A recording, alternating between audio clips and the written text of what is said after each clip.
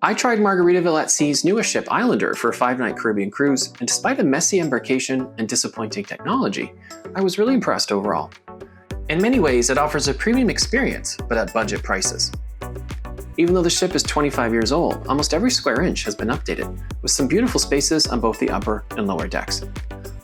All the Margaritaville signature venues are here, including the It's 5 O'Clock Somewhere bar, complete with a massive blender in the pool, and a cheeseburger in Paradise Grill. Is Margaritaville at Sea worth considering for your next cruise?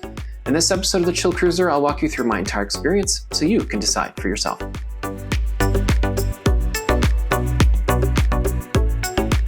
Hey cruisers, Andrew from Toronto, Canada here. Welcome to The Chill Cruiser, where I explore cruising from a chill perspective. Today I'm going to review my recent cruise on the Margaritaville at Sea Islander out of Tampa. Although the cruise didn't get off to a good start with a messy embarkation and some technology issues throughout, I enjoyed my experience overall and was impressed with how they revamped the ship, with some beautifully themed spaces, inside and out. I was also pleasantly surprised with the food and the entertainment. They're clearly aiming very high when it comes to most aspects of the cruising experience, which was refreshing. I would know since I've been on more than 50 cruises and experienced most of the major North American lines over the last couple of years, including Royal Caribbean, Norwegian, Princess, and Celebrity. But like all cruise lines, they do have their quirks, and there are some amenities missing that are standard on most other cruise lines that might limit the ship's appeal for some. The Islander is a 25-year-old ship with an interesting past. It was originally built for Costa Cruises in 2000 and sailed as the Costa Atlantica until 2019 when it was sold to a China-based cruise line. Because of the pandemic shutdown, it never re-entered service. It was then sold again to Margaritaville at Sea, which put it through a 4-month refit before putting it back in service in 2024. They pretty much gutted every space to bring a Margaritaville vibe to life at sea. This is the second ship in the growing Margaritaville at Sea fleet, not to be confused with their first ship, Paradise, which used to be one of Carnival's oldest ships and offers a different experience. There's a third ship on the way called Beachcomber that's expected to start sailing in 2026. Before I start my review, let's take a look at Islander at a glance. She's a mid-sized ship that can accommodate 2,600 passengers across 15 decks. This striking main atrium spans 14 of those decks. There are 5 fast food options, including a fantastic taco and burrito place, a cheeseburger and Paradise Grill, a small buffet, a pizza place, and a cafe. There are 2 semi-casual restaurants, one for sushi and the other for pub food. There's 1 main dining room, and 1 steakhouse specialty restaurant. There are 13 bars throughout the ship with lots of seating, so a margarita or land shark is never more than a few steps away. There are 2 family pools and 1 adults-only pool, all outdoors. There's a water slide and splash park for kids. There are 3 outdoor hot tubs. There's a small spa, but unfortunately no thermal suite. There's a nice-sized casino, a beautiful row of shops, several lounges used for live music, game shows, and activities, and a large theater. There's a lot to cover, so I'll review my experience according to categories like food, cabins, and technology, but I'll start with access.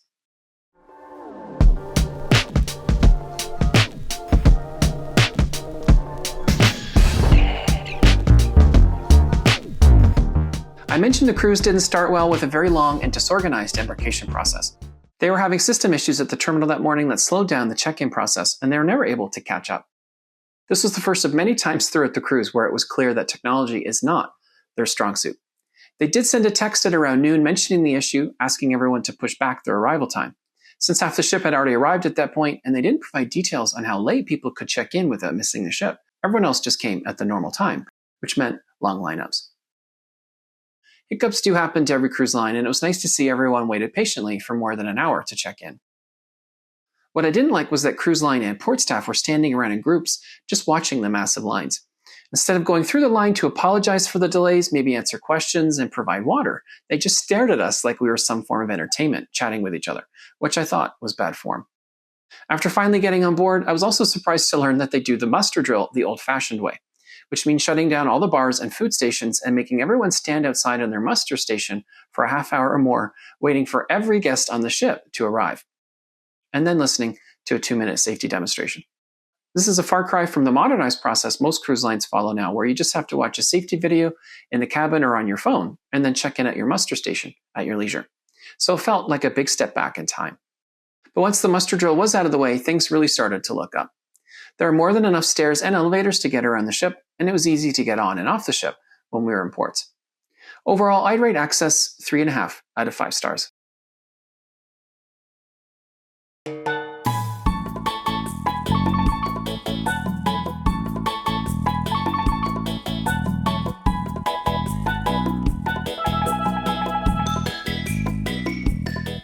Moving on to the vibe of the ship, which is very tropical and very Margaritaville.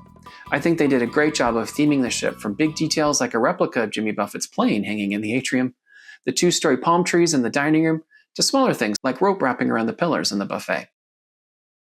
There were a lot of beautiful spaces throughout the ship that make you stop to take it all in, like this beautiful bar area.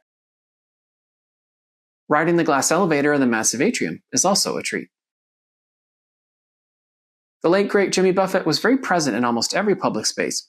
If you didn't hear his music over the PA speakers, you definitely could see him on the big screen by one of the pools. There were a few areas where you could tell the age of the ship, but overall it felt modern and fresh. The layout is a bit choppy in some areas, so I did find a few venues hard to find. One example is this entrance to the buffet. When I first came here, I assumed this was the lineup to get any kind of food, but I found out later that it's actually just for pizza, and there are several other buffet stations. I think adding better signage in some places and handing out a pocket map during check-in would make it easier to get oriented to the ship. In terms of demographics, I was traveling solo, but most people on board were traveling as part of a family or a group with lots of kids and teens, but everyone behaved and got along as far as I could see. Crew were also very friendly, so it's very festive and fun vibe throughout the ship. Overall, I'd rate vibe 4 stars out of 5.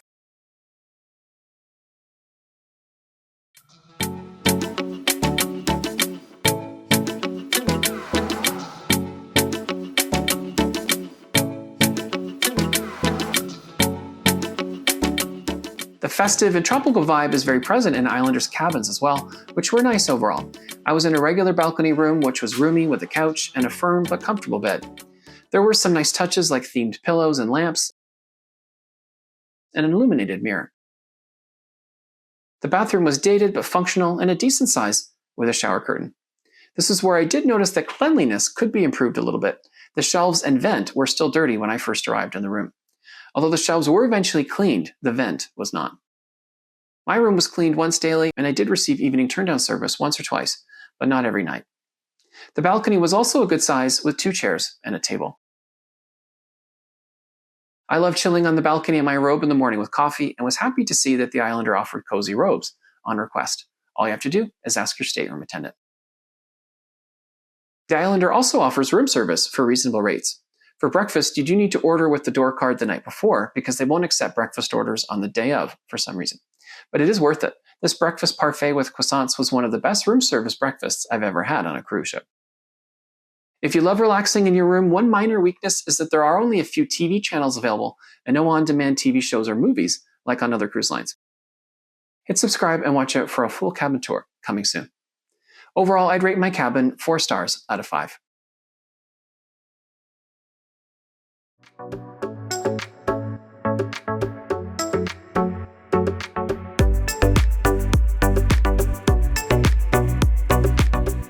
Speaking of room service, let's move on to food, which was impressive overall. The buffet seemed smaller than other cruise lines, but it did offer a solid mix of options. I loved the taco and burrito station on the Lido deck, which is open for breakfast and lunch. There's a small menu of options, and you can customize your order at this impressive garnish bar. Of course, there's also the Cheeseburger and Paradise Grill, which was tasty. The tiki bar by the adult pool at the back of the ship offers fast food for purchase, like chicken wings that I never saw the need to try, but it's good to have the option. The large and beautiful main dining room offers reserved or anytime dining. I didn't make reservations, but never had to wait more than a few minutes for a table. I was really impressed with the quality of the food and service in the main dining room. It felt premium without being pretentious. The only thing they couldn't seem to get right was cooking steak. I ordered medium rare twice, and it came back well done both times. I never tried the steakhouse, but it looked like a great place to celebrate a special occasion. You can find pics of every dish I tried in the main dining room, along with every day's menu on my website, thechillcruiser.blog. Overall, I'd rate food 4 stars out of 5.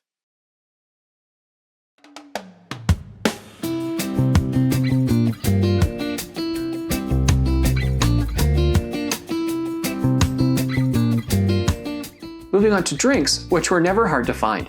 I think Islander has the most bars per square foot than I've ever seen on a cruise ship. No matter where you were, there was a bar a few steps away, which I loved because it meant venues were spread out and you never had to wait long to get a drink. I also liked how most bars had a lot of seats, so it was easy to socialize. Liquor, beer, and wine selection was solid, and prices were average for a cruise ship. You can find sample bar menus on my website, thechillcruiser.blog. I'll rate drinks 4 stars out of 5.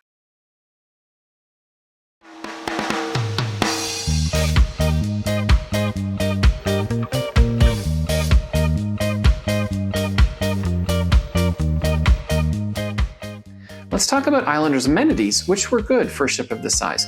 One thing I really liked was that it never felt crowded on the upper decks. There always seemed to be enough chairs, and the pools weren't packed, even on sea days. There were enough pools to accommodate the number of people on the ship. I couldn't say the same thing about my recent cruises on Celebrity Beyond or Virgin Voyage's Scarlet Lady, both premium ships with jam-packed pools most of the time.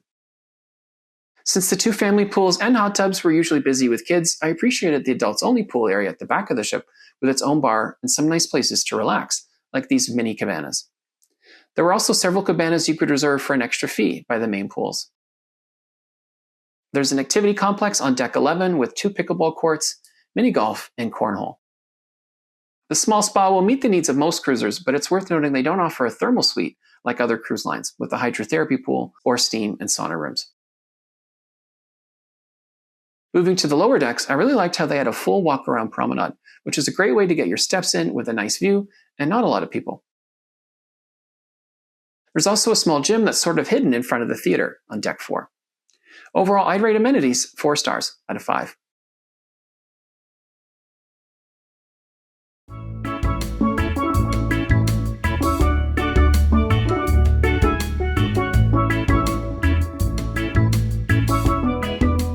Let's move on to entertainment, which was impressive overall.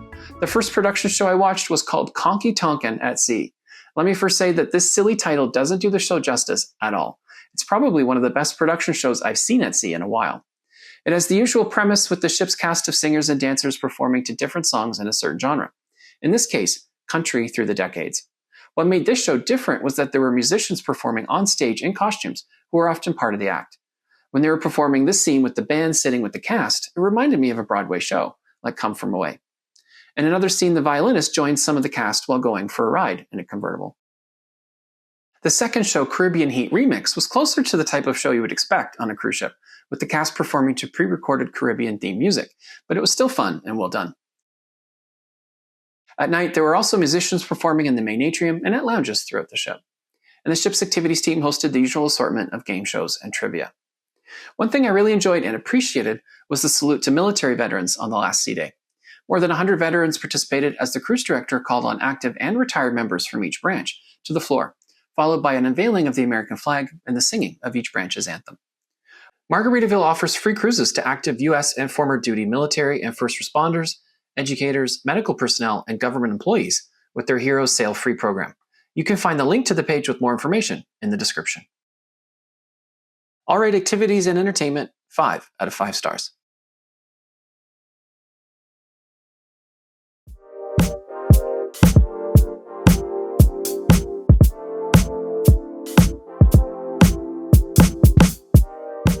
Moving on to technology, which continued to be a weak spot after the embarkation day delays. Some of the areas where they fall down aren't a big deal. One example is that they don't have an app to check your account balance, see restaurant menus, or book shore excursions. Just a web page with some basic ship info.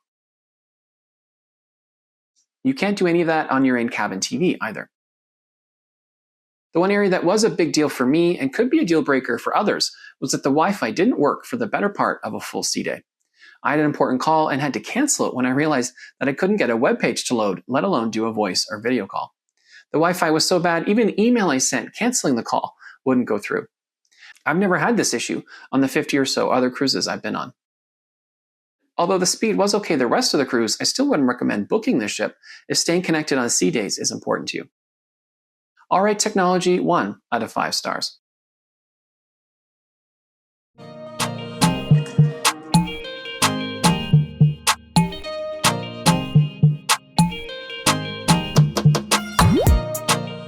Let's move on to the casino, which was a good size with a really good selection of slot machines and table games. They had most of my favorite slots like Dragon Link and Buffalo Gold, but not Firelink. You need a separate card to participate in their casino loyalty program, which I think is silly because it meant long lines on the first day to get your card. After that's over with, it's a good experience with friendly crew and bar servers. You also can't charge your room more than $100 per day, while other cruise lines usually allow much higher limits.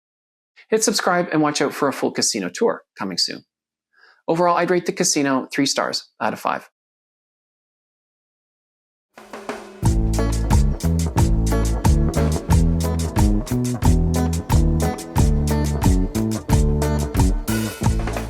Last but definitely not least, let's talk about Islander's service overall, which was very good. Every crew member was very friendly, managers and officers were very visible and greeted you with a smile. Servers in the main dining room addressed me by name throughout every meal. The only area where service was a bit disappointing was the main guest services desk, which is too small and awkwardly located right off the busy main atrium. Guest services staff were very friendly, but there were often long lineups to speak to them. Overall, I'd rate service 4 stars out of 5. I really enjoyed my cruise on the Islander overall and would definitely sail on her again. In many ways, it offers a premium experience, but in a fun and laid-back atmosphere. Sort of like Norwegian and Carnival without the crowds or nickel and diming. When I looked at pricing for a cruise out of Tampa in January 2026 with a drink package, Islander was actually slightly cheaper than Carnival per night and much cheaper than Royal Caribbean. The ships aren't comparable, but it gives you an idea. It would be one of my top choices for a short, fun cruise with friends or family. If you're looking for a laid-back experience primarily for adults, don't miss my video on why Holland America is worth a second look here. Thank you for watching, and happy cruising.